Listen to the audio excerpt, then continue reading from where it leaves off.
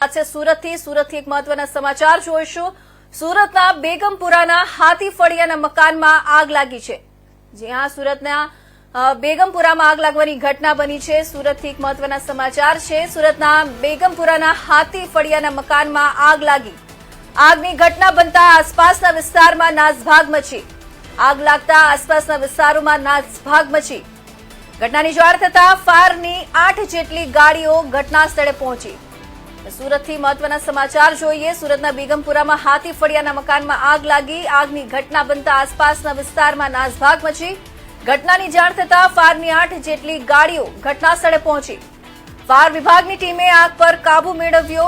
સદનસીબે ઘટનામાં કોઈ જાનહાનિના સમાચાર નથી।